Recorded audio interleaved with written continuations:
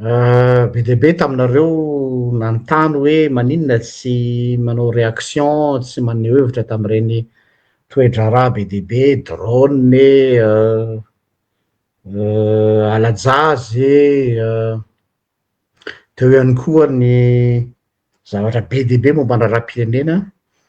Ny tsika eto moa de miezaka foana tsy avy hatrany de manao réaction à chaud satria betsaka ihany koa ny diversion na koa be koa ny atao hoe pollution information zay lasa tsy hay intsony manavaka ny information sy ny zava-misy. Ka androany zany no iresahana an'izy io ka nanomezana an'le lohateny hoe real politika aniza marina ny fahefana.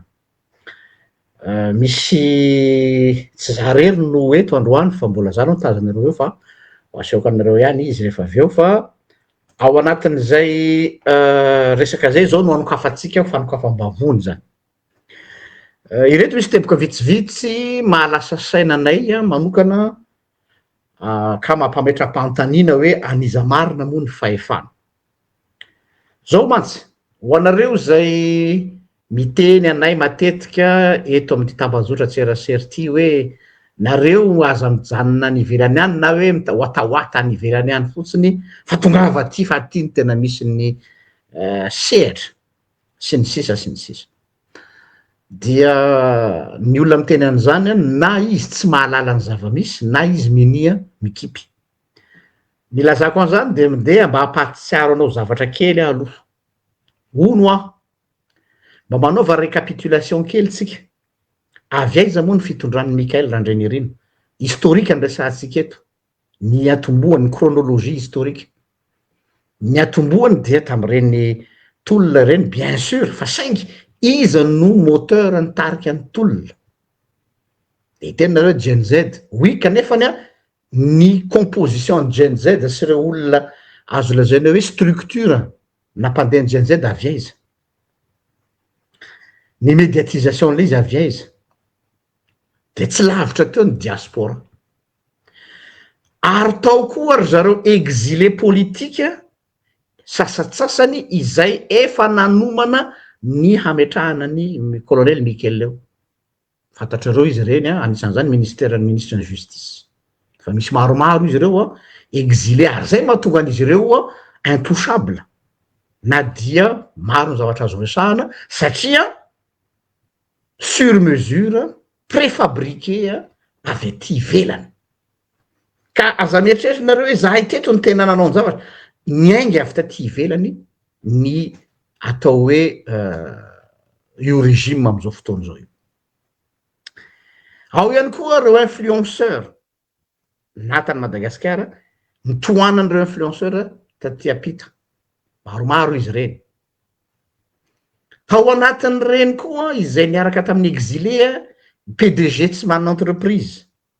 Taty ivelany daholo reny no mifinancer an'io zavatra rehetrarehetra io. Ary zay mahatonga azy il faut lui rendre l'appareil dia ny signe atao hoe deratsilaza ho anao manokana ho azy ny obiana satria ny olona mifinancer avy taty zany tsy azo jerem-potsiny am'izao. Tiako tenenina hoe tsy nipotrapotra ho azy io na de tany Madagasikara ny sehatra ny sehony izy fa niainga avy taty daholo ny akamaroany. Ny any Madagasikara zany de exécutant ny tao an-tanindrazana. Ary izay anton'izay no mahatonga ny colonel Mikaël Randrianirina sensible kokoa izy amin'ny resaka diaspora. Hitanay taratra zany rehefa izy mi-se déplacer aty ivelany fa nahira anazy mihitsy io resaka diaspora io ka tena toy ny tsy maharay lamby izy raha vao misy resaka diaspora satria fantany tsara ny jeunesse-ny akarany teo amin'ny pouvoir. Mangany fotsiny moa reo shadow cabinet aty ivelany manana fahefana informel aty amin'ny diaspora amin'ny fahefana formel. Avy aty daholo zany io. No miteléguidé ny zavatra any. Reo olona nomena poste moa dia mazava ho azy efa ny atao anay fa lay avy aiza ny miainga ny fandehan'ny zavatra rehetrarehetra.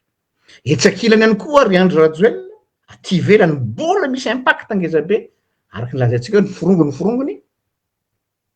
Ao anatin'izany koa nga PDG manana entreprise kosa fantatrareo izy ao anatin'le hoe aty ivelany misy zavatra ty natongavana manao zay série na fitanisana zay ny sadek zay mahabe resaka ny maro am'izao fotoana zao mody tsy rerekiky izy teo za fitenenany tsy manka fa efa nanomana izy de io izy io a gropaka daholo ny ambany lanitra miakatra daholo ny soletinao rehetrarehetra sy ny influenceur sy ny leader d'opinion mba ahafahana mamono afo nefa ny move tapoka ve io tsy nahalalany io ve Mikael profeny aminao eto fa tsia efa nahalala izy fa zay le izy vao navoaka taminao zany hoe tout était déjà tracé ny russe io koa fa tonga ny russe fantany napetraka move resaka relation diplomatique officiale amy Russie sa relation amin'ny russe ho an'ny mpitondra sy ny régime fa tsy ho an'ny firenena ohatra mampametra-panontaniana anay eto anivon'ny namana fandroana miaby hoe iza daholo no mahalala ary inona daholo ny fifanarahana sy fifanovatsomy officialy fa tsy le zavatra lazainareo rehefa miverinao hivato satria eo hivato de communiqué omenany presse sy communiqué omenany vahoaka fa ny tena réalité any ambadiky ny rideau de hoe iza no mahalala ny teneur sy ny fifanovatsony any ambadibadiky any zay tsy fantatsika hatram'izay fa tsy hoe hatram'izao ihany ka mahavoafatotra ny Madagasikara tsy afahantsika ny manoatra fa dia ny eo ihany ny eo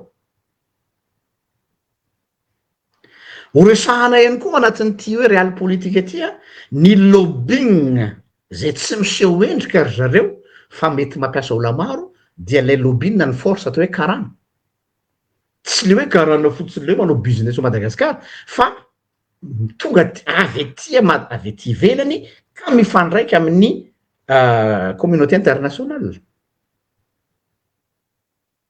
ary farany de arosoko eto amitsika ny namana cerise sur le gâteau zao vazaha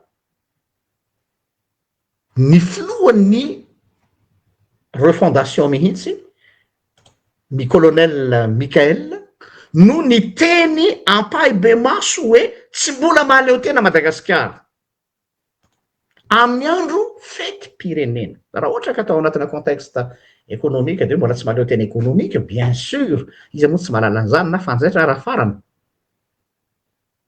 fa ao anatina fête de l'indépendance qui dit fête de l'indépendance voalohany premier plan am'izany de ny ingérence étrangère ny fitsabahan'ny avy any ivelany amy rahapirenena no miteny zany hoe tsy mahaleo tena ny firenena dikan'izay zany conscient tsara izy hoe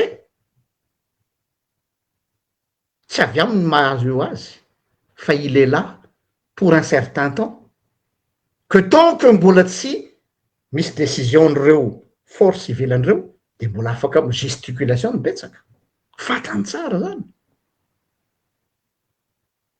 ny tina tongavana de zao hoe ninninona resaka be atao eto Facebook sy ny mobilisation matraquage sy ny communication sy ny famahanana andalitra ataonareo leader d'opinion rehetrarehetra resaka ka resaka fa tsy ny ataotsika no mamaritra an'izay misy fa fantany tsara ny zavatra monsieur Pasiany ambadiky ny coulisse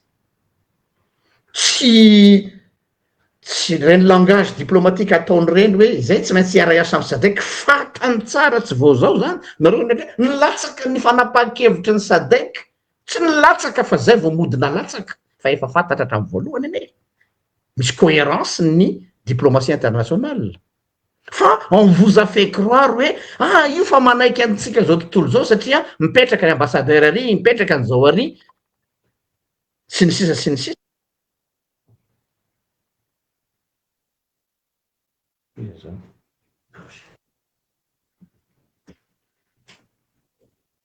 ka dia izay zavatra zay no tiako mba azavaina amitsika am'izao fotoana zao hoe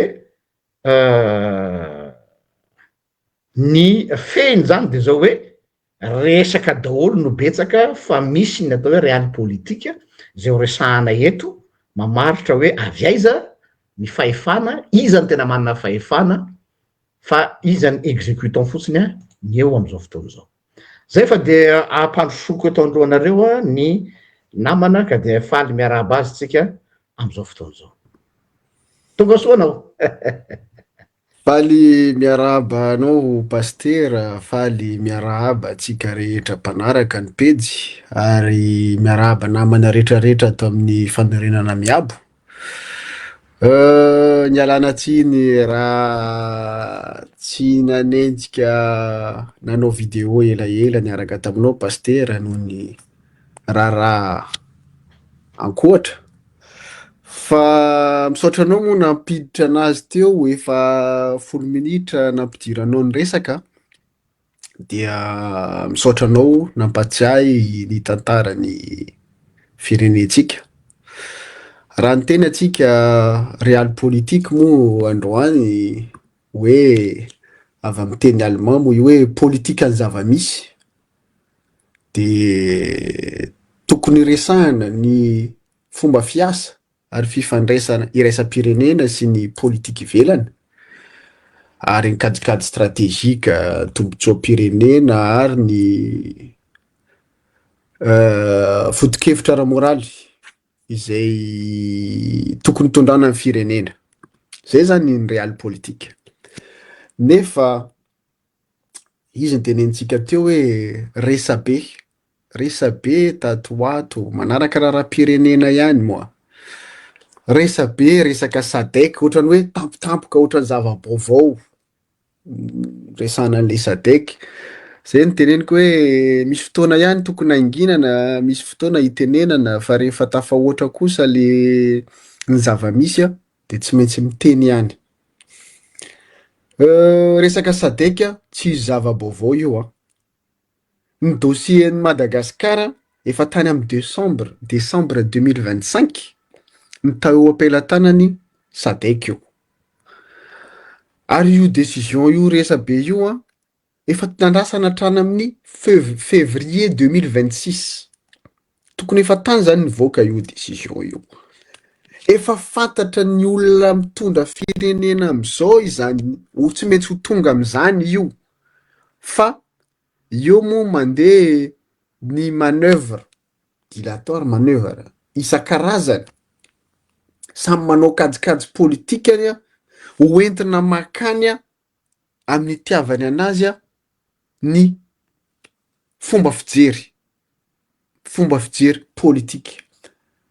Gaga sy talanjana moa ny tena mahita reto mpanao politika goaikantitra mipoitra tampotampoka be de be, izay hoe avy nandalo désert be de be. Satria désert moa fitenenana amin'ny politika hoe rehefa tsy teo amin'ny fitondrana tsy nihinana, désert zany de androany ohatrany misy finanana kely amin'ity fitondrana ty de mipoitra daholo miaro ny sakafony. Zay zany mampalahelo ny toetra ny mpanao politika goaikantitra. Sasatsasany teneniko hoe tsy ataoko izy rehetrarehetra, sasatsasany amin'ny firenentsika io de tsy magaga hoe lasa mameno ny anjerimanontolo, ny fahitalavitra, ny rehetrarehetra, ny radio, ny hoe mpanao politika. Sasany moa namoy ny fiteny hoe tsisy gadra politika intsony eto. Iny no tiako hanomboana anazy, satria am'le hoe matoa SADC ny teny efa tany amin'ny mois d'avril, mois de mai nisy troisième nisy troisième inspection ny SADC tao Madagasikara, nandeha tany amin'ny fonja. De matoa reo namoaka an'io tsy zaza kely reo. Tsara amariniko dieny voalohany aminay Ratsirakisy zay tamin'ny voalohany efa tsy nanaiky zany SADC zany tany amin'ny 2009 hatrany amin'ny 2002 tsy nanaiky an'izany. Fa isika malagasy no nisafidy hiaraka tamin'izany SADC zany. Rehefa manao sonimo io magaga hoe rehefa manao sonia miditra ao anatin'le SADC, rehefa aty aoriana ny manam-pahefana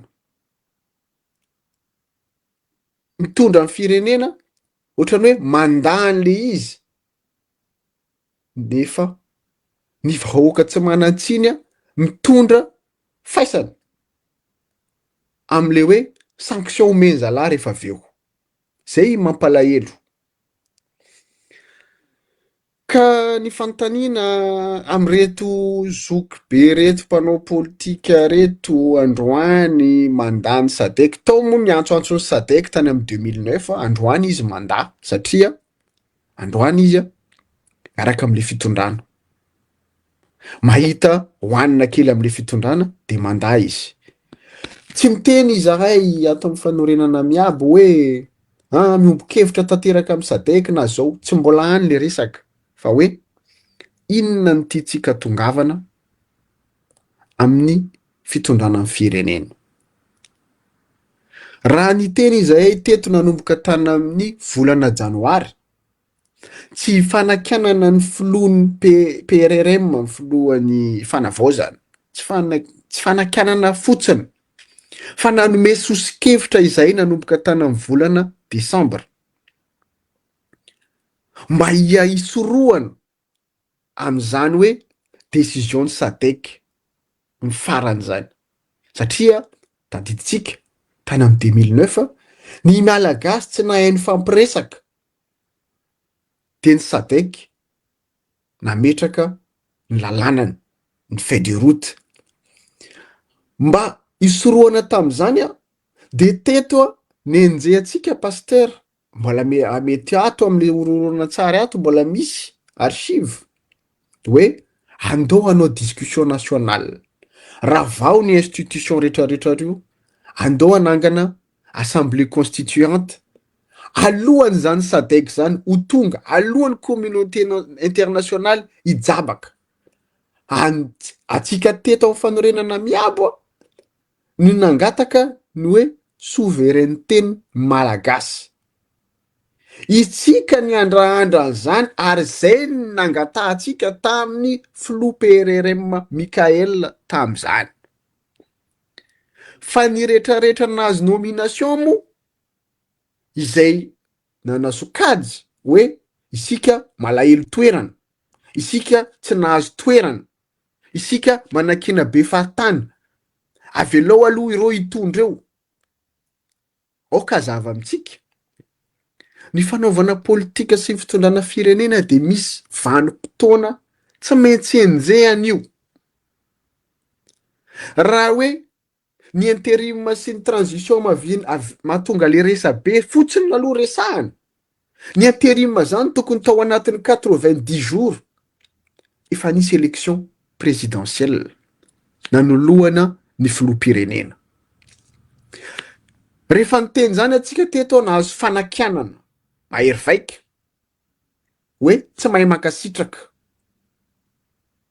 tsika manakena be fahatany, nefa hisorohana am'izao toe-javatra izao nahatonga an'izay. Mbola natao resabe ihany hoe ny transition sy ny intérim de nanazava foana atsika teto hoe ataovy ary ny asa maha-intérim ianareo fa ianareo ohatra nefa manao asa mafiloham-pirenena lanim-bahoaka. Ny communauté internationale anie tsy zaza kely ka mety ho rebrebenao ary isika vahoaka malagasy ny tompon'antoka koa. Satria maninona? Raha itsika faly mitehaka manao mankasitraka rehefa tonga am'izao le fitondrana, satria ny fitondrana ny zavatra ataon'olona voalohany tonga eo fitondrana de mitady hoe aiza ny loharanom-bola. Zay ny mampaheka an'le olona tonga eo fitondrana, loharanom-bola, aiza misy vola, aiza misy saosy istabiliser ny fitondrana. Aty amin'ny 7 volana aty aoriana efa mandeha be ny bizina. Rehefa niteny zay teto resaka famoahana re-pirenena, mbola natao ihany izahay hoe malahelo avana tafita, malahelo ireo mpitondra minan-kanina. Zay na nahazo atsika teto paster. Nefa tika tongavana tsy azon'olona hoe io raha vao tonga amin'ny stady hoe tafita azo ny volany de mitady stabilité izy de mamorona zao lainga rehetrarehetra zao. Hitatsika tonga anatrany amin'ny tenentsika rehefa aveo hoe sinema zao hoe tsika ihany nanao an'izany, nataotsika zany tany amin'ny 2009. Tsika malagasy nite hafatsika. Zany Andriamatora Andry Rajoelina zany niteteza mita tamin'izany fotoana. Iny fa lasa 5 taona niteteza mita. Le potika ny toe-karena, ne potika ny fomba fisainana, ne potika ny fiarahamonina malagasy. De mandrakity tsika tonga amin'ny toerana misy atsika androany. Ka hoy aho hoe ry vahoaka malagasy, raha tonga am'izao fahasahiranana zao isika de noho ny atsika ihany, noho ny tsy fandraisantsika anjara, noho ny hoe rehefa tsy misy miteny de avelao ohatr' zao. Veriko eto indray hoe tsy fanenjena ny mpitondra misy eo ny tao an-tsainay na hoe zany ny votoatin'ny asanay, fa hoe firenena iara-manana io vahoaka malagasy, fianakaviana akaiky, sahirana, ahoana ny anampiana an'zareo. Zay zany am'le hoe fitiavan-tanindrazana. Androany mivoaka teto atsika paster tany amin'ny volana janoary resaka zany souveraineté zany, amin'ny fomba ahoana nilavana an'izany de nataon'olona ohatry ny adala atsika. Androany miteny ny SADC de mivoaka daholo le voay mpanao politika, le mamba-noana reny hoe souveraineté ny malagasy androany. Ory zalahy, tsy avy am'izany fomba fisainana roa zany ve namotika ny fanaovana politika tao Madagasikara? Aloha ataotsika mahitsy le izy. Avy am'le fomba fisainantsika mpanao politika ao, ohatr' zany, mora vidina, mora hodikodina, mora ampiasaina, tsy te handinika, tsy mandalina, tsy mandinika ny intérêt général, ny intérêt iombonan'ny malagasy tsony, fa intérêt ny tenany, mahatonga potiky Madagasikara. Potiky Madagasikara satria maninona? Tsy misy tsony zany souveraineté, tsy mahagaga androany ny filoha mitondra le firenena amin'ny andro ny fetim-pirenena, faleovan-tena amin'ny teny hoe tsy mahaleo tenitsika. Satria maninona izy ny teny an'izay? Eo ny fanontaniana hoe iza ny tompon'ny fahefana ao Madagasikara. Raha manao jeritodika tsika, satria manko be dia be zao misy groupe koa manenjika ny karana, manenjika an'izao, eny tompoko.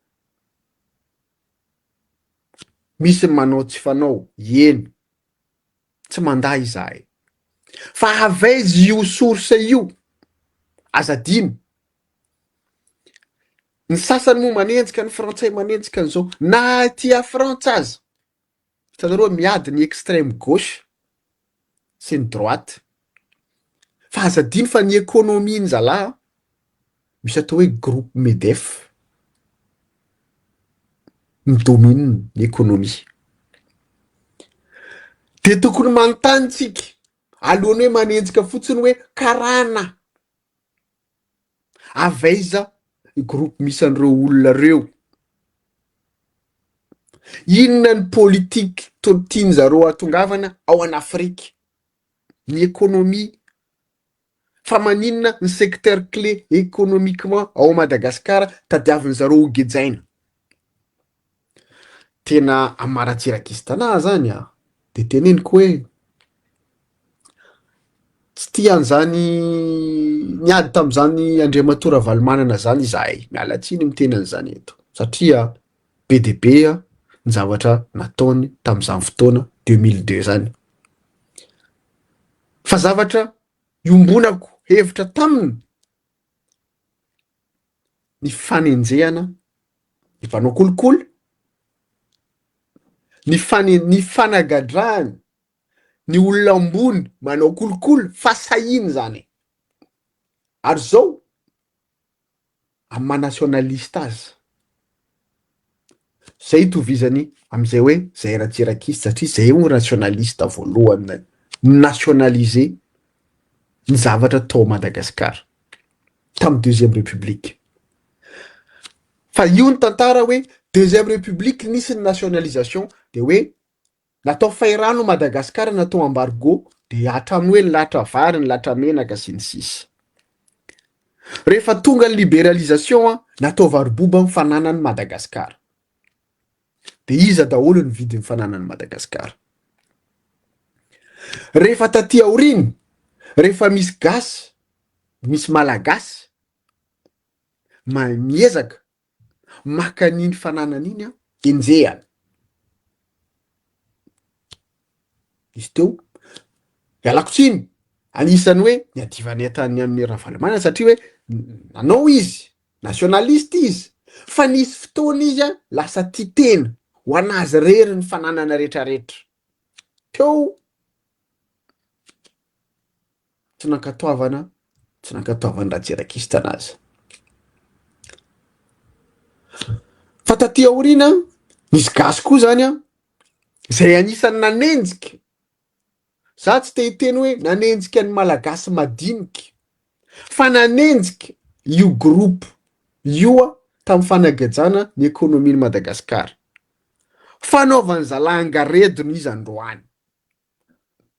Ary anisan'izany io tohin'io fitondrana miaraka amin'ny colonel sy ny tana. Ao daholo io resaka pouvoir économique io crise io. Rehefa iresaka an'izany tsy maintsy tiatsika malagasy, tsy tiatsika malagasy idiran'ny communauté internationale. Anisan'ireo anatin'io groupe EDF io. Manana monopole zany Quai d'Orsay zany. Zay le anontaniana hoe anizany fahefanao Madagasikara amin'izao. Ny miaramila nantsoitsika teto andro aman'alina. Tsy tia izy mandrakity androany. Io izy lasa fitaovana. Androany tsika mahita ny officier militaire tsika gadrainy. Ary groupe mercenaire avy any ivelany manao torture any olona reny anaponja. Tsisy miteny. Rehefa miteny ny SADC voataitra ny olona hoe tsisy gadra politika eto fa inona ary ny atao hoe todika amin'izareo mpanao lalàna. Inona zany ny atao hoe atteinte à la sûreté de l'État. Rehefa inona ny olona condamnenao amin'ny hoe atteinte à la sûreté de l'État ou à la sécurité nationale. Za matoka mbola misy olona atao ao amin'ny resaka hoe complot contre l'État, contre le chef de l'État, trouble à l'ordre public, participation à une manifestation non autorisée tamin'ireo olona reo. Mbola misy koa natao hoe diffusion des fausses nouvelles ou des informations mankahely vaovao sandoka sy ny tariny. Raha tsy diso amin'ny tsy fahaizako ohatrany accusation resaka politique daholo zany. Diffamation, outrage envers les institutions, autorités publiques sasany. Ary ampiasaina ny institution ny rafitra misy ohatra MPAC sy ny tariny ampiasaina amin'ny resaka corruption, fraude fiscale, détournement de fonds en but poursuite motivation politique. Zay zava-misy eo a Madagasikara. Raha jerena zany rehetrarehetra zany a, misy fegadra politika sa tsy misy. Raha nijery Dondresaka, nijeran'ireny goekantitra reny koa mialatsiny mige hoe goekantitra politika satria betsaka ny mpisolelaka ao anatin'ilay izy. De niteny reo hoe tsisy gadra politika tsony hoy zara atao fa mpanao politika ny gadrainy. Avec quelle accusation? Zay no tiako fantatra. Zay moa mahasarotra ny fanaovana politika eto amintsika Madagasikara satria mahay mamadibadika lela atsika amin'ny tiavatsika anazy, fa le hoe fanaovana politika amin'le hoe intérêt général efa tsisy tsony zany. Dikan'izany a, ny bokin'ny siansy politika rehetrarehetra ny eran-tany amin'izao a tsy mandaitra ao a Madagasikara. Satria fomba hafa ny fanaovantsika politika, fomba hafa ny fijerintsika avy amin'ny politika zany. Azagaga tsika raha miasairana, miagisitra. Ny sasany moa miteny hoe isaorana ny fitondrana amin'izao fa mie-paradisa. Mahay miena amin'ny vidin'ny fiainana, mahay misy vola izy. Tsy haiko, mety anatranony izy mahay misy vola. Mety ny fianakaviany mety tafavoaka. Fa rehefa ny tranony sy ny fianakaviany ve tafavoaka de efa dikan'izany hoe efa mandroso ny fiainan'ny malagasy ray manontolo. Androany isika miresaka renankizy kidnapping mandeha. Fa ny vaovao azo tsy vitan'ny kidnapping le izy, fa resaka hoe sorona. Tonga hatrany am'le hoe sorona olombelona ny atao sorona. No ninona fitiavana pouvoir, fitiavana te hitondra ny firenena. Zay moa tsy teny hoe iza nanao an'le izy na iza nanao izy, fa zany ny sorsan'le izy. De miororony malagasy mpiray tanindrazana. Matahotra ny olona nefa tsy mahasahy miteny. Na ny olona manana pouvoir sy manana basy ary tsy mahasahy miteny. Tsy fampiororona misy. Ampitahorina daholo hoe misy an'izao, hoe misy prédateur, hoe misy an'izao hoe. Anahirana. Satria tsy omena tsiny le mpitondra, satria zay ny asany. Aza omena tsiny izy. Zany ny asan'ny mpitondra fanjakana. Ny mpitondra tsy maintsy mirenforcer ny pouvoir. Zay ny zava-dehibe aminy. Ahoana hitazomana an'io pouvoir io? Sarotra be hitazomana an'io pouvoir. Teto izahay nanao resaka requête mba hiprezantena hoe misy ny atao hoe capture d'état ao amintsika. De mbola mitodika amin'ny filohan'ny PRRM zay androany. De hoe matetika naverina teto hoe ianao ve tena tompona andraikitra sa ianao complice amin'le capture d'état misy ao Madagasikara. Satria raha nitodika tany aminao zay nanomboka tany amin'ny Desambra zay nangataka teto. Amin'ny maha-miara-milanao ho andraisanao andraikitra fepetra enjana amin'izany fotoana. Zao ny tokony atao monsieur le président. Ataovy aingana. Fa mihe mahazo vahana ny ratsany vetivety kely de mahazo vahana. Io efa tafapetraka daholo ny ankamaroany amin'ny institution rehetrarehetra. De androany ve hieritreritra hoe anadio inona indray e? Ny conseiller politique mpisolelaka rehetrarehetra efa tafiditra ao andapa. Ny zala mahay mampiresaka efa tafiditra ao andapa. de inona ny fanovana eritreretinareo atao androany? Ny magaga, ny manipulation-n'ireo groupe rehetrarehetra reo a mandeha antsakany sy andavana. Ny olona manelingelina rehetrarehetra efa any am-ponja daholo ny ankamaroany. Ny sasany moa efa tsy mahasahy miteny zay tsy nandray vola satria mafy fizaram-bola ao amina miliara, ahoana moa ny ataony gasy kely tsy mahita lalana ohatranay andeha hizara zany miliara zany hoe hiady ho tombontsoan'ny firenena de zay mila mahita miliara ho zaraina am'le olona, zay le olona vao hitrohatra, vao hireagira am'zay hoe marary aminy. Mialatsiny kosa vahoaka malagasy a, tsy manana an'izany miliara zany izahay a, andeha hiady tombontsoa anareo, tsy manana an'izany izahay. Rehefa ianareo tsy hijoro, rehefa ianareo a tsy handray andraikitra, de hifampitazantsika, hifanome tsinoetitsika. De inona moa ny azony atao raha tsy hoe malahelo lava, manganoano amin'ny maso hoe zao ve ny hafaran'ny firenena, zao ve ny anaovana ny vahoaka malagasy.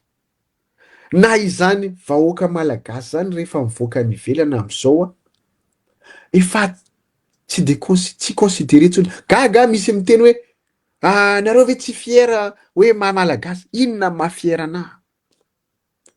Satria firenena mahantra indrindra eran-tany de ho fiera.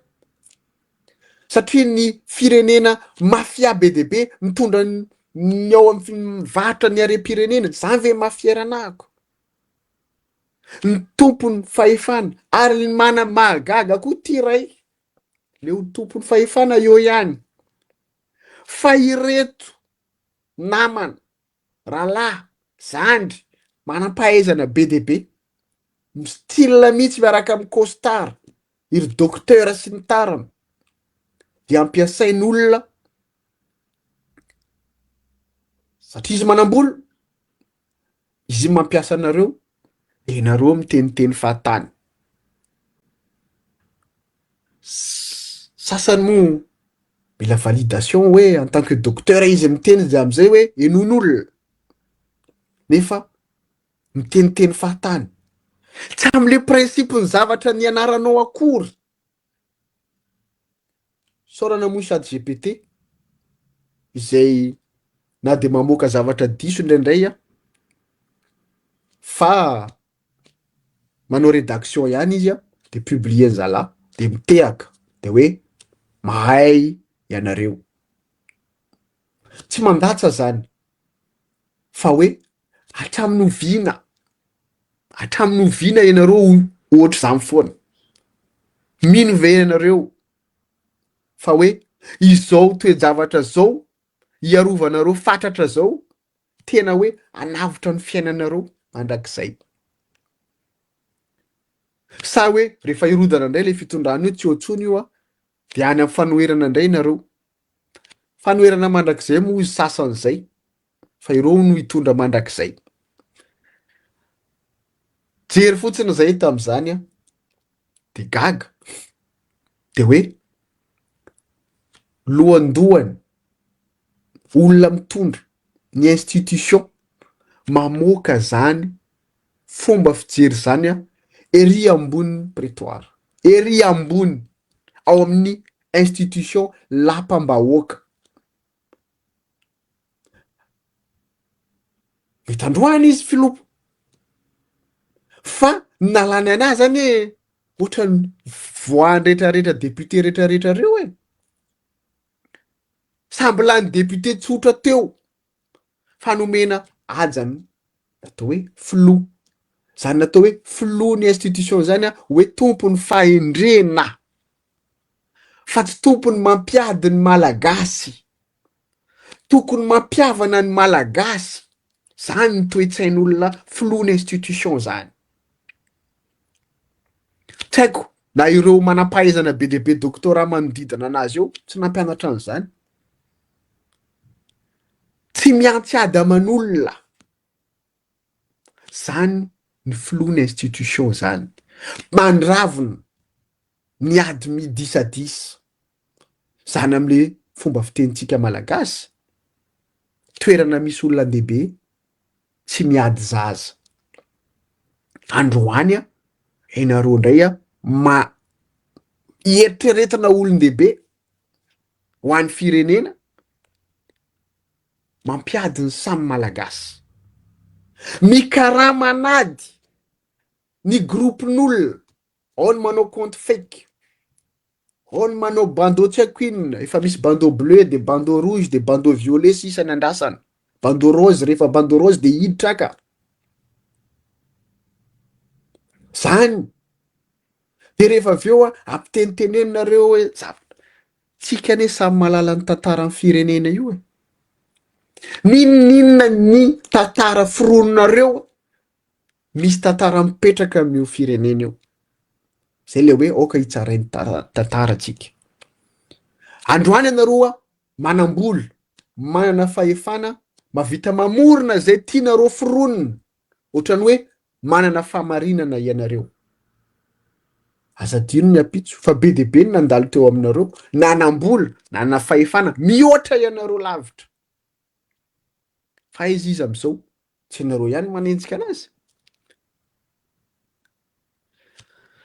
Zay ny fanotaninanay mipetraka hoe inona ny tiantsika tongavana, hoaizitsika. Tapaka ny teniko teo raha ny teny hoe misy deadline ny eritreretina, anasadeka rehefa ny eritreritra an'izany hoe tokony nandeha ny concertation nationale. Hoy zanareo zay hoe début mai 2026.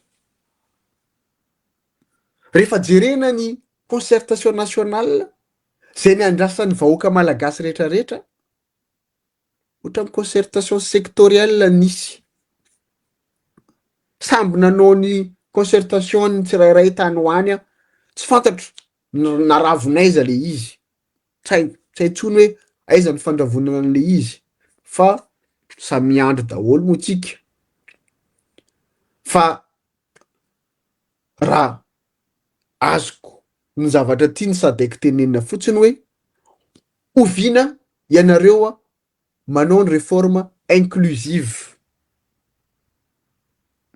Oviana ny retour à l'ordre constitutionnel. De fanotaninany koa hoe oviana ny libération des prisonniers politiques zay rehetrarehetra ao anatiny hoe atteinte à la sûreté de l'État ry havany. Fa tsy hoe tsy misy gadra politika eto. Ny magaga le olona tsy tokony le olona ny teny, le mpanao politika taloha reny, le olona ny teny nomena vola reny, nanao conférence de presse ary amin'ny hôtel ingeza be. Izay tsy gadra politika akory tam'izany fa chèque sans provision nampigadrany reny tam'izany. De hoe navoaka ho gadra politika. De androany indray reo miteny amin'olona hoe tsisy gadra politika eto. Veranareo fa mitovy daholo ny olona. Ny atteinte à la sûreté de l'État kosa misy différence am'le hoe chèque sans provision ka. Zay ny ray. De ny zavatra takina koa hoe retour des exilés politiques. Izahay tana 2009 izay tao anatin'ny mouvance ratsiraka tam'izany, anisany nitaka an'io. Ary zay tonga anay miteny hoe andao le rehetra hanao réconciliation nationale. De commission vérité. De samby nanota daholo tamin'ny fanaovana politika tao Madagasikara. Samy tena aminareo zany enareo androany mitondra an'io firenena miseho hoe marary ny Njen'ny Rajoelina. Enareo tsy narary ny otrany, ny havanay, namanay zay voaenjika tany amin'ny 2002. Fantatra anareo zany hoe firy maty tanaponja, firy marary, firy maty tany exil, firy fianakaviana potika tamin'izany 2002 zany. Nefa 2009 zay nangataka hoe handao anao réconciliation nationale fa izany anavotany Madagasikara tsy hifamelatsika, andao anarina. Nefa ianareo androany ndray am'seho seho tena hoe nareo victime ny Rajoelina zany zay, victime zao. Na izahay miteny aminareo zany anisany nanenjehaneny zany Rajoelina zany tamin'izany fotoana zany. Satria manko mi-accuse anay ny olona hoe nareo karamen'ny Rajoelina. Raha ikarama ve zay tsy efa ela nakavola? Fa anisany nanenjehanay anazy zany tsy ny appliquer zany hoe réconciliation nationale, tsy nanao zany résolution ny conférence au sommet na zay nataon'ny président Ratsiraka tamin'izany hoe andao ifampiavana ny Malagasy. Zay nanenjehanay anazy ary mbola nangatany taminy zany hatramin'ny 2023. Mbola velona izy iny, afaka notaninareo zany. Tsy zany mihitsy ny atakenareo anay androany hoe voakarama. Izahay nitaky an'izany réconciliation nationale zany hatramin'izay. Satria maninona? Satria hialana am'ireo vahiny zay manageja, zay mitady handray ireo fananatsika rehetrarehetra reo. Raha mitambatra isika, tsy miady isika, mifamely isika, miaraka manao reconstruction économique ny Madagasikara, tsy misy vahiny ikitikitika ny fananany Madagasikara. Hatramin'io Ilzé Pars io ho azontsika ara-dalàna. Fa fantatra amin'ny vahiny zany, ny lesoka zany, vao maika amporosiny zareo tsika miady, ary amporosiny zareo reo mpitondra fanjakana amitsika ao am'izao, voakarama daholo reo. Misy groupe mikarama anjareo mba hikorotanantsika, tsy hilamina. Ary reo na hitondra fitondran'io, tsy andamina an'izany reo. Jerevonareo zao. Varamadamo nanaovanareo ny Tulear. Ina zavatra andeha alaminareo. Samy mitady ny intérêt-any daholo. Ny exploitation ny ana Voemara am'izao tsisy resaka, nefa anisany nanenjehana ny Rajoelina zany. Hoe ahoana ny terrara faritra ana Voemara. Inona ny conséquence? Tsisy ny teny. Soloina fotsiny ny mpanao afera, volamena moa efa tsy tenenina tsony hoe firy kilao isan-kerinandro mivoaka. Zay moa efa reraka ny teny, efa niteny moa za tamin'ny pastera hoe hajanona any resaka skandala zany fa ohatrany efa tsahoan'ny Malagasy zany skandala zany, ohatrany hoe efa vary hoanina isan'andro de jerena fotsiny. Ary izay mihitsy ny zavatra tadiavin'le tsy maty manota ao amin'io firenetsika io, hoe efa zatra avelao reo hiteny am'izay ho reraka eo reo. Zay le izy. Ka androany raikitra indray io joro teto zay ny antso mpanao politika rehetrarehetra. Raha mbola tonga saina andao teneninareo, andao anao conférence nationale zao, tsisy ny tena mpanao politika fa miandry nomination daholo. Ary hatramin'izao mbola be de betsaka ny miandry nomination foana. De am'izao efa fantatra hoe tsisy ninona andeha io fa iorona anao élection forcée. Tsy maninona ne élection atao fa raha ohatra hoe efa fantatra mialoha valina, efa fantatra mialoha hoe aiza ny zavatra andeha, inona moa ny anaovana élection? Tompoko lasa tsy mieritreritra tsony isika Malagasy, satria zay ny tadiavina, tsy eritreretany vahoaka Malagasy fa lasa misubir, andao anatanteraka. Élection ndray ho avy zao de Hitantsika moa zavatra ataony parlementsika am'izao. Rehefa mivoaka ny lalàna tsy mifandraika amin'ny fiainan'ny malagasy, mitabataba daholo, hatram'le député nanangan-tanana nandany an'le lalàna de mitabataba izy. Fa taiza izy tam'le nivoatan'le lalàna, angaha tsy namaky izy. Zany ny zava-misy. Ho avy zao ny élection, andeha ny filoham-pirenena, andeha indray ny députation, mbola ireo ihany no lanitsika. De rehefa avy eo tsika vahoaka ihany no manome tsiny hoe sahirana, mijaly de reto mpitondra reto mangalatra foana. Satria manino? Satria isika manaiky. Satria isika manaiky. Rehefa sahirana be de miogaoga miantso ny communauté internationale. Nefa ny parti rehefa mahita hoanina kely ary ambadika de mitehaka. Zany ny fiainam-pirenena misy ao amintsika. De tsika ifanome tsiny.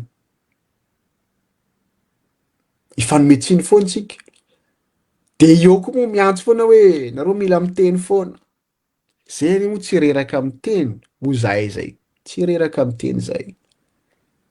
Indrindra indrindra rehefa hitanay hoe fa mihoapapana, misy fotoana nangina fa mihoapapana ny fanambadona sy ny fanambakana ny vahoaka malagasy. Poitra indray resaka drone. De misy bandy ohatran'ny dessin animé iny moa exilé any en Suisse moa le bandy iny miseho hoe sapatsikilo, manao film fa tsy fantatra tsony. Amiko manokana tsy nasiko resaka akory arily. Satria il n'est rien du tout. E io mampanontany tena hoe film montenareo marina ve le zavatra am'izay hoe todika any daholo, mirona any daholo ny olana amin'ny drone any am'izao hoe sady tsy miresaka an'le inona résolution sadeka, tsy miresaka am'reto zaza kidnappé, zaza varira sy ny tariny reto atao fanadinoana. Zay inona zany mahasamy hafa anazy tany fitondrana ny enjentsika teo aloha. Inona mahasamy hafa an'izany? Araka ny teniko tamin'ny voalohany teo hoe io mahatonga zay ny teny tamin'ny voalohany misy deadline io, misy vanim-potoana. Ny 3 volana voalohany mijery hoe aiza ny source financière, iza ny azo gejahana, iza ny tadiavana vola. Aty amin'ny 5 volana ahoana ny stabilisena, gadraina daholo ny olona manadala, omena toerana daholo zay olona tokony mitabataba. Aty amin'ny 4 volana 5 volana andao hiditra élection fa tsika efa manambola, tsika olona tsika efa fitondrana, lasa tsika ty fitondrana ty mandritra ny 5 taona manaraka. Zany daholo ny calcul politique. Fa tsisy miraharaha hoe ny vahoaka malagasy mijaly, vahoaka malagasy sahirana. Rehefa mizara zaraina vary kely eo zaraina 40 millions d'ariary moa isaky ny fokotany any amin'ny faritany de midy ny vava de mitehaka. De hoe tsy mbola nisy filonanao an'izany tao anatin'ny 80 taona. Zany nisy. Itsika ifanome tsiny eto ihany. Ny diaspora miezaka mitady vahaolana de misy sasany samby rehefa samby aty amin'ny diaspora samby andafo manko tsy maintsy misy besaina ihany. De misy tsy maintsy le malagasy le any anatin'ny gène atsika tsy maintsy misy voakarama ihany. De amotika ny namany hoe tandremo fa sao tafavoaka ny zavatra atao ray ihany poteo. Nefa tamin'ny voalohany zay mba niandrahandra hoe ny diaspora tena hoe efa ery hoentina nafitra amin'ny Madagasikara. Kinanjo mbola be de be kay aminay aty voavidy. Mbola be de be kay maty mosary. Mahazo vola kely de fa raikitra. Mamaritra namana. Mamaritra ny tolona. Tsy mampanino zany. Tsy mampanino zany. Efa zavatra iainan'ny malagasy zany. Efa ataontsika hoe ao anatin'ny culturetsika malagasy zany. Andao hiatrehany. Izao atao fitaovana ny diaspora. Arabasoa arabatsara. Mino fa ho tanteraka koa hoe mba ho acteur principal ny diaspora mbo havita anao élection hifidy ny diaspora. Raha zany etahitanareo. Raha tonga am'zany tsika. Fa mino fa tsy de zany loatra ny calculan'olo mpitondra fanjakana am'izao. Fa sao lahy aneneny atsika ndray andro. Rehefa se renforcer foana io fitondrana io firy taona moa nalatsika ny Rajoelina teo. Nefa nieritreretintsika hoe tamin'ny teteza mita 5 taona mbola tsisy iny. De tafaverina. De rehefa nifototra mafy le izy iny atsika rehetrarehetra ny taraina ny tomany de androany mifanometsiny. Iza nomena rotsiny. Iza nomena rotsiny. Zavatra nilaitsika iny. Safiditsika iny tamin'izany fotoana. Nitehaka daholo. Ianareo kamaroana amin'ny fitondrana am'izao. Zay niady taminay tamin'izany. Satria zay tsy nitehaka. Ianareo nitehaka. De androany ianareo ndray miakuze anay. Zay zava-misy. Ka mampiteny anay androany mba tsy hoe ho rebirebena lava ny vahoaka malagasy. Oka zany fandrebirebena ny vahoaka malagasy. Efa navela ianareo nanangom-bolo. Nanamafy ny fahefanareo nareo zao manao zay tianareo fa zay ny lahatra zany. Na de betsaka ny sorona zanak'olombelona ao amin'ny firenena am'izao fotoana tsika miteny zao no ninona fitiavana fahefana, fitiavana hijanona eo amin'ny fitondrana. Mino Pasteur moa eto anoloako eto mino Pasteur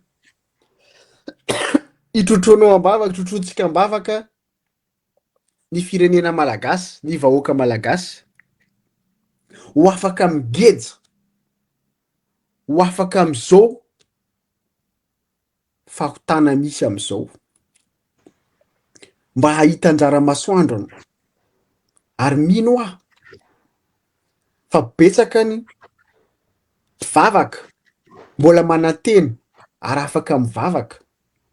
Vava mafy ozy-koto zay. Vava mafy ihany. Fa rehefa mivavaka de mila miady ihany isika tompoko. Ozy na vazaha miteny zany hoe aide-toi et le ciel t'aidera. Nefa tsika androany miandrandra fivavahana foana fa tsika tsy vonona hiady. Mialatsiny Pasteur somary lava be tsy hoe nanapatra fo fa averiko aminao fitenena misaotra anao aloha nandray anahy androany.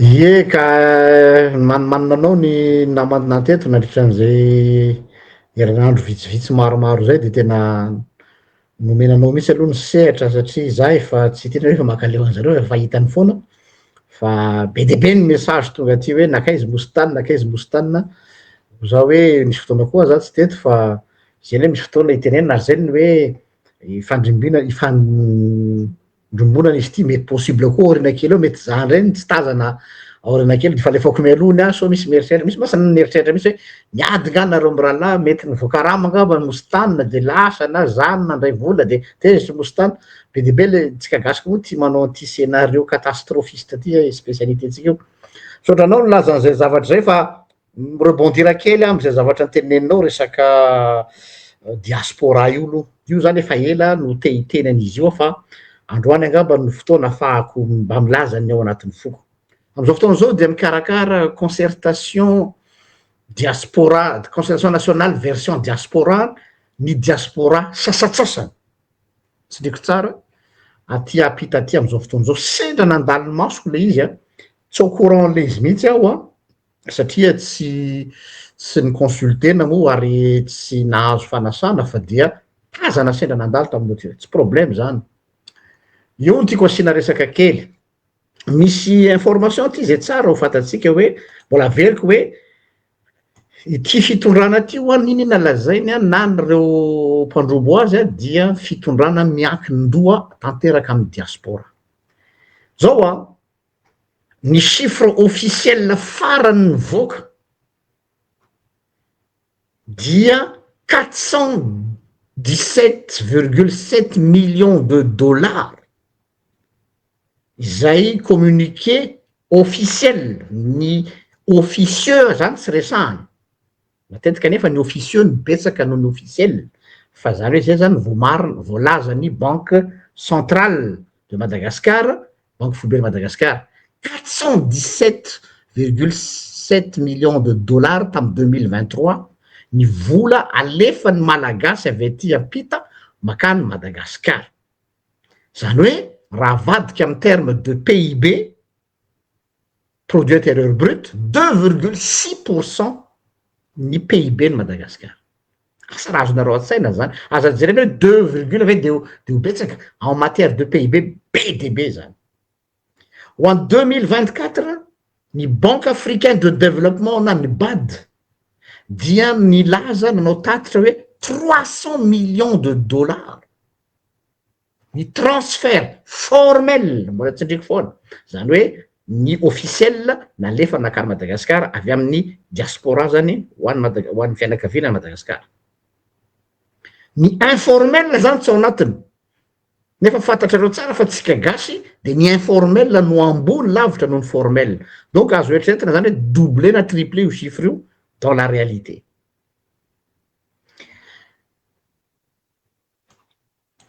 Ny tiana tongavana de zao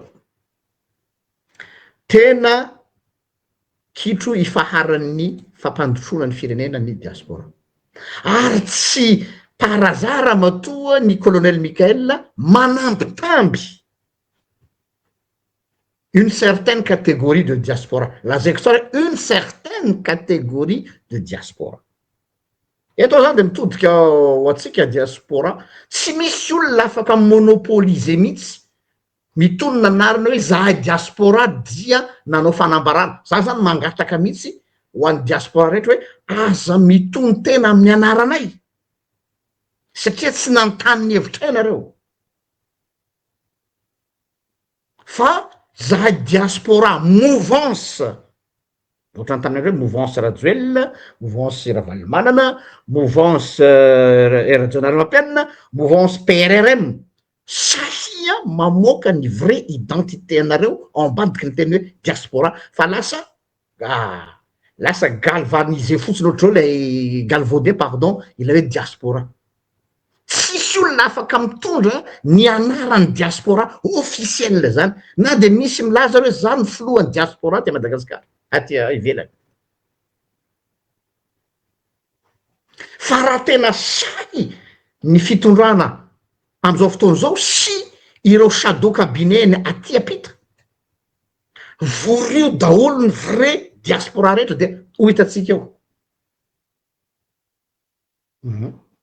Antsony azy zany vorio daholo ny diaspora rehetra de andao asina élection na andao asina fitsapakevim-bahoaka entre guillemets antsika tena diaspora rehetrarehetra de ho hitatsika eo am'izay fotoan'izay vo afaka amin'ny teninareo hoe zahay diaspora dia fa rehefa gratenao kely ane le diaspora dia vokasokafanao kely fotsiny le foniny de hitanao hoe tim be milailay be hoe na sokifanao kely de hoe de HVM be na sokirinao kely fotsiny izy de tonga de hita be hoe TGV milailay be na sokirinao kely fotsiny mandalina be kory anao de ohatr'izay le izy fa misy tompoko ny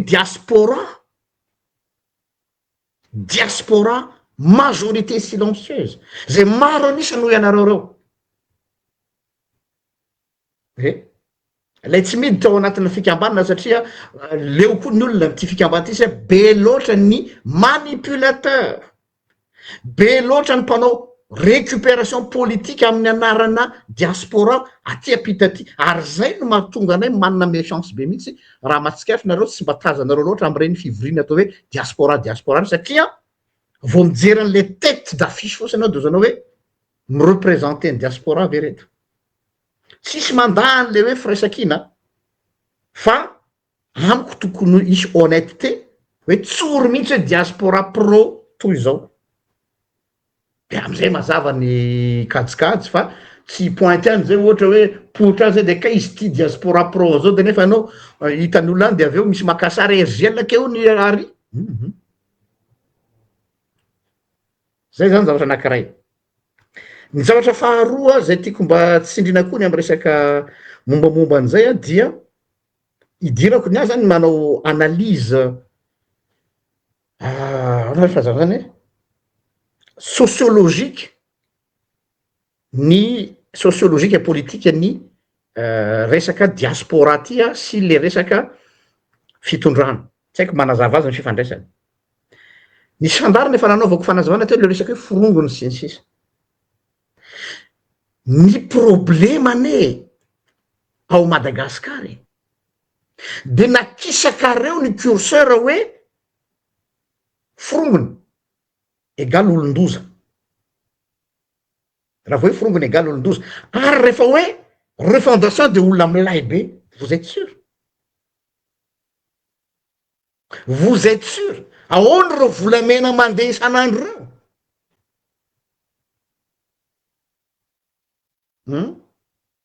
ahoany drone fahatany olona namanareo to aminareo ihany ane hoe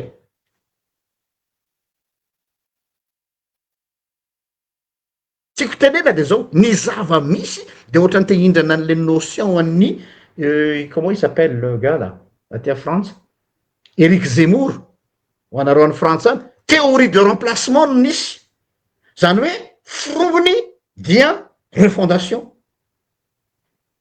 zay fotsiny remplacena fotsiny nanny hatramy diaspora aza tadidiko tsara mihitsy tamin'ny andro rajoelona mbola antondra dia anisany nanao fanasana olona mihitsy izy hoe tongava ty amin'ny ambassady de nandefa daholo ny invitation nahazo fanasana fa tsy nandeha aho tam'izany fotoana zany satria mbola zay foana le izy hoe diaspora mitongo tena diaspora nefa ny a TGV le izy non za tsy en m'associe pas au TGV de zay koa ny am'izao fotoana zao diaspora fa ambadiky le diaspora PRRM fa raha ohatra ka tena tianareo hoe pour une fois hoe andao hoe tena testena nofinofy ty hoe iza marina le diaspora ary na marina otony lohan'ireo diaspora reo mety ho hafahafa ihany ny schéma évoque eo tadidiko tamin'nisy fifidianana tamin'ny andro ny rajoelona izy iny raha sy diso fitadidy a de nisy fikambanana diaspora mbola tsy fantatra hoe diaspora izy aloha fa nisy fikambanana diaspora ny organiser mini élection taty Europe tany France plutôt de mitsapaina hoe tsy manan-kery le izy fa jereny hoe olona ohatrany ahoana no lany raha ohatra ka ny diaspora no mifidy aty zany tadidiko zay teo daholo ny grand ténor Rajoelina Ravalomanana zany hoe nalaza be ny GTT tam'izany ary nieritreritra mihitsy ny GTT hoe izy ny tompony aty andafy zany koa izy hoe misy misorateny zay GTT ny tompony aty andafy satria izy ny be vava sy manana site sy nanana Facebook be deabe am'izao fa samy manao daholo de ohatry koa Rajoelina de zao ndray zao ry PRRM sy ny équipany feno diaspora aty andafy c'est toujours le même refrain fa tam'izay fotoana zay nandeha le élection nafinaritra za tsy nandray anjara fa henoko le izy ary nanaraka an'le izy izy ozy nareo ny lany mety hoe échantillon le izy fa mbotsy hoe tsy ny diaspora ray mantolo asa imostana raha naraka an'iny iza ny lany dama maleo tadidiko iny dama ny mahaleo no lany tam'izay fotoana zay io le zaka hoe io ane rehefa tsisy matahotra fifidianana zany eto ry zalahy fa ataovy araky ny fitsipika tena izy fa tsy fantatreo no natony mokon-dohan'ireo gasy reo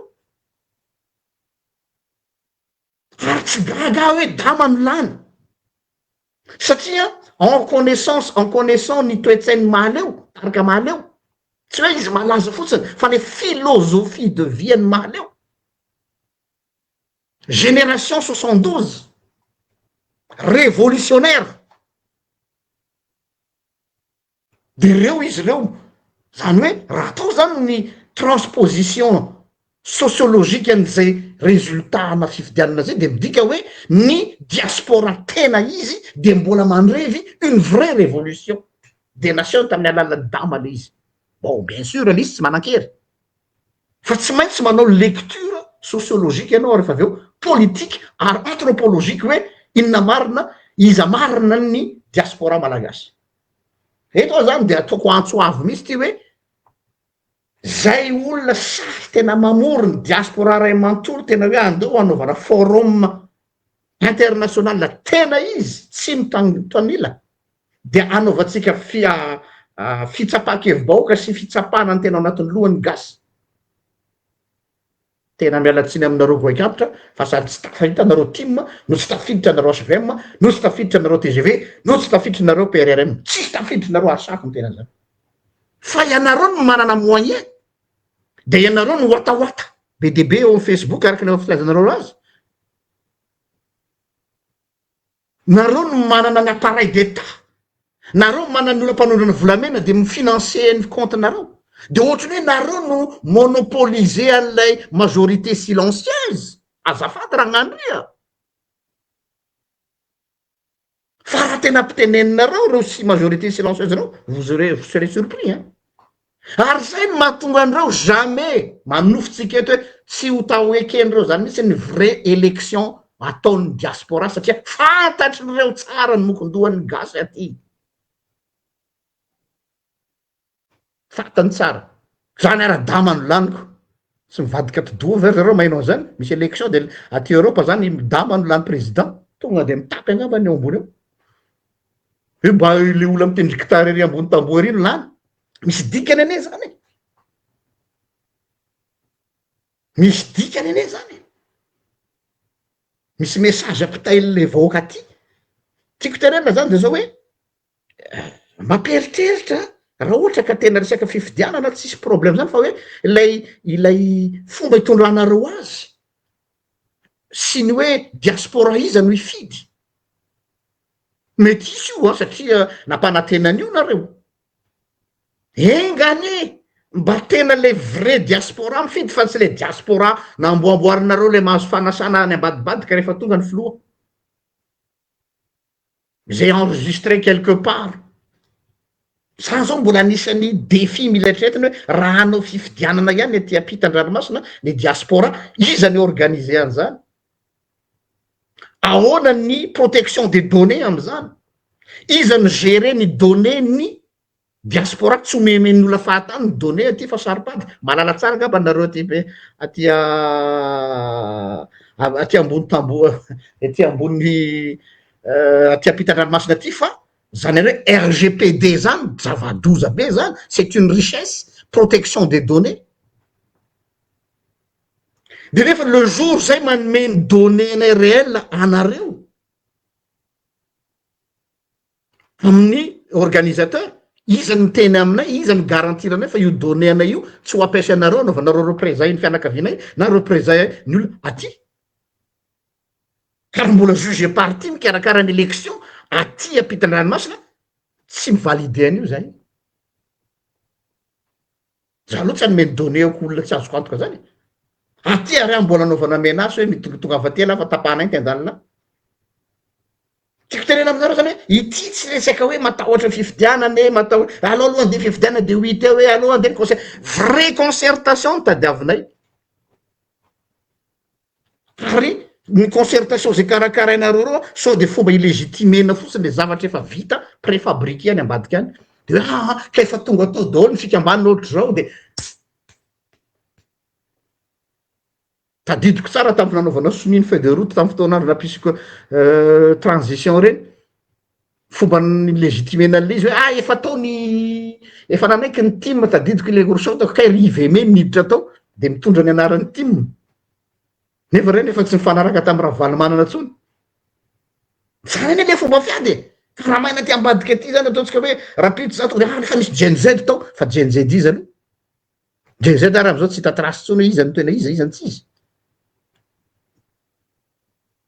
domare rehefa misy GNZ pro fitondrano, misy GNZ contre fitondrano. Donc non, le izy le atmosphère sy le environnement politique mihitsy tsy mbola mazava, nefa le izy teriko masaka ohatry ny voalobojaza. Mazava be ne nareo te hiditra am'le fifidianana e, kanefa dans quelle règle de jeu, dans quelle atmosphère? Non, tsy mbola propice am'zany mihitsy zany raha zao fijerinay azy zao. Ho anay manokana aloha zy fijerinay zany. Manaraka an'izay a, ny teny koa teo i Mostanina amy resaka hoe varamada, nyteneny teo mola izy. De tsaroko tapoka tamin'iny nisy fotoana ninga prime ministre Mamtina nandeha ta États-Unis, de nanaovana pub be mihitsy jereo fa tena niraisina tamin'ny tamboninahitra protocole officiel présidentiel sy ny sisa ny fandraisana azy. Ny fandroana miabo moa de soron'Andriamanitra fa na de tsy DGIDR ny misy na DGSE fa mba mananamana ihany eran-tany. De rehefa natao ny recoupement, ny olona nanatrika atao anatin'io fivorian'io tsy ny administration Trump mihitsy. Aloha zava ny resaka. Fa ny businessman akaiky ny administration Trump. De source sûre nazonay an'izany. Administration businessman pardon akaiky ny administration Trump. Ohatrany hoe raha ataoko zany transcription mety tsara amin'ilay fondation satria ohatry zay koa ny fitondrana eto hoe ny businessman nakaiky ny administration Michael. Donc mauvais fifanarahana entre état io sa fifanarahana entre businessman proche du régime, c'est là la question. Zay le fanontaniana averiko ny ray, ilay ny fanaraka tany ve ny firenena rotota ve no fanao sonia? Satria raha le délégation nandray azy tany dia ny businessman akaiky ny administration Trump.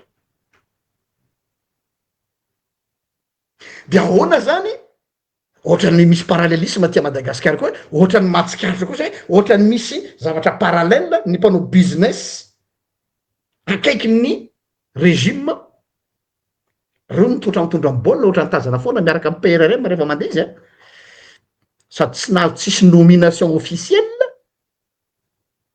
tsy misy poste ministériel na olona voafidy, nefany ao anatiny convoi et équipe officielle. Cherchez-moi l'erreur.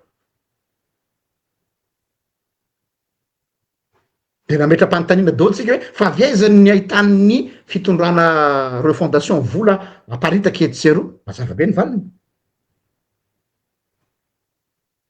Zay mahalala ola fa nisy fotoana tamin'ireny fotoana ny Tamatavy inona tonga Tamatavy menimena reny ndraiky vola Tamatavy bloqué ny Madame Adèle anisan'ny teny an'izany, de nisy olona maromaro koa bloqué ny zalahy mpamatsy vola ny déblocage ny vola na de ho azy. Donc iza zany no mamprevy anareo mamaly azy io vola paritaka partout io, da nareo ve mino fa vola mpanjakana io? Kely ny filoko satria ilay mpitondra ihany no nitomainy sy ny taraina vao tonga no premier jour tsisy vola kitapo-panjakana tapitapoka eo en abondance. Wow, so de zay ka mba le nampitombo mofo 5 sazandrano mosy tanana ka tsy haiko fa voky daholo ny olona rehetra. Zay ngamba ny teny kely zay mba fandraisako anjara tamin'ny tianiko io aviako aminao ngamba ny famarana anazy raha ohatra ka mbola manakambara anao. Micro non? Misaotra pasteur, somary efa lavalava ny fotoanantsika zay a. Isaorana ny namana nanaraka ny rehetrarehetra ary mbola veritsika eto moa farany de farany hoe inona ny natonga ny 3e mission d'évaluation ny SADC tany amy début mai de ny décision zareo session extraordinaire farany teo amle mois de juin teo namoaka an'io résolution io satria tena ozy zareo hoe tsy identifie tsony hoe inona ny finalité ny refondation tadiavin'ny fanjakana tao.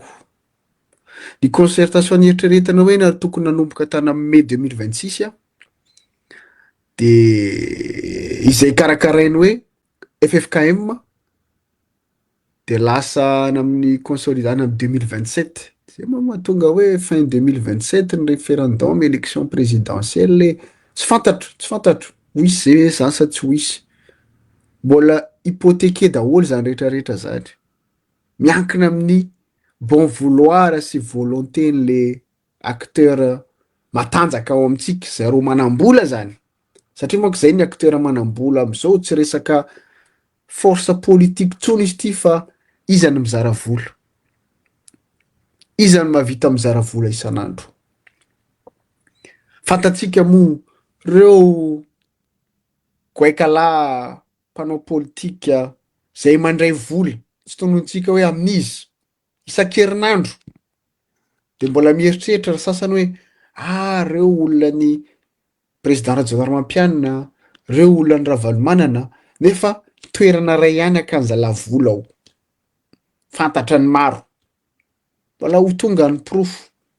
Mieritreritra ianareo hoe mandray vola isan-kerinandro io tsisy mahita io. De rehefa avy eo mi-induire ny erreur ny parti misy azy, zay ny mahatonga io mikorontana io ka mino tsy ho kivy ny namana rehetrarehetra mpagnome vaovao na de matahotra ary ianareo tato ato, tsisy atao makivy zany. Nariavatsika be de be any am-ponja tsy matahotra, mbola mankahery atsika hoe aza janona ny tolona na de fa anam-ponja ary reo de hoe aza mangina tohizo ny tolona, de vao maika ve isika ty ivelany de hijanona sanatria de hoe ho atao sorona koa ve ny havatsika be de be any zay. Tsia tompoko, tsia tsy ho sorona reo ary mino mbola maheno atsika ro tompona andraikitra ao amin'ny tafika satria tonga any aminareo ny afatray be de be. Mino zahay mbola ho tonga ny andro atongavanareo saina, tsy ho amela izao toedrara ny toe-javatra misy ao Madagasikara am'izao, na de somary mangingina ohatrany hoe milamina rano ny ratsy, mieritreritra ny olona hoe milamina le fanjakana tena mandeha milamina io, atonga any amin'ny toerana tokony andehanana io, efa mety io, efa be vola reo, efa miliara isan-kerinandro ny zaraina eo, efa azotsika daholo ny raha ihany, hatramin'ny manam-pahaizana zay maty mosary efa voaviditsika daholo de efa ho atsika daholo reo. Eny tompoko, fa misy farany zava-drehetra. Zay ny ahako androany pastera, mino fa mbola iona eto tsika manaraka mankasitraka atsika mpijery sy mpanaraka rehetrarehetra, ary ty farany ataoko mialatsina ty amin'ny farany satria be de be ny message tonga, be de be tsy mahita ny a Madagasikara am'izao vidéo tsika en direct ty bloqué hony le zavatra, tsy haiko hoe ohatrana ahoana na bloqué anazy ho convertissetsika any amin'ny YouTube le izy alefatsika any amin'ny page YouTube de any amin'ny page-ko misy raha bloqué ny RGL tsy mandeha de any amin'ny page-ko any amin'ny be de be ny page misy any mizara fa mety page ray ihany ny bloqué azakivy, fomba fiady daholo zany, com daholo zany. Tsy kivy merci. Sotra ny mositana ny zay précision zay efa fanaotsika eto foana moa hatramin'izay vao vita ty émission ty dia téléchargenay le izy dia afindranay amin'ny YouTube satria efa fantatra zany fomba fanao zany zay moa nafantarana matoa ianao zany ny bloquena sotra zany de manahirana fa raha olona mizakazaka fahatany zao nay tsy moagny sisy andanina za zao tsy hitako zay ndaniko andro amin'ny Marc Tatandraza zay zavatra ataony any de satria tsy m'intéressé ale izy fa matoa mibloqué hoe na de misy antony zany ka bon signe ho atsika koa zay donc zany ho antsika mpanaraka ny pejy dia jereo foana ny YouTube Jean-Luc Ramanatombotsoa misoratra zay ny anarany zany YouTube Jean-Luc Ramanatombotsoa avoakako eto ambany commentaire zany ilay version YouTube fa ho an'ny zay tsy mahita de mba lazao ny namana hoe misy YouTube ary tsara ny amelomantsika koa ny raha iny satria araka ny teny namana sasany hoe moramora kokoa hono ny megalany rehefa misintona vidéo any amin'ny YouTube noho ny Facebook zay aloha ny resaka nataon'ny olona efa zatra mpampiasa azy ka de ampitaiko ihany moa zay anjaranareo manao fampitana isaorantsika mostanina fa tafaverina somasay hitanareo nga mbany feony fa mbola ketso-ketsony izy io fa tsy salamy izy io fa nanao forcine fotsiny androany hoe fa ela loatra aho tsy hitan'ny olona ka sao de veriny olona hoe nanjavona fa tsy nanjavona izy fa tanao izy blangana tsara en forme tsara zany fa zany hoe tratran'ny atsika koa nga masiny hafanana de lasa tsy netinety fa de makasitraka azy tsika nanao effort ngeza be androany de fa tokony hiala sasatra aza mamerina ny firaritsoa atsika rehetrarehetra mpanaraka ny pejy misaotra nareo zay toujours rendez-vous tazana eto amin'ny mpanao commentaire eto raso atsika rehetra vereo matompoko gazetraka misaotra veloma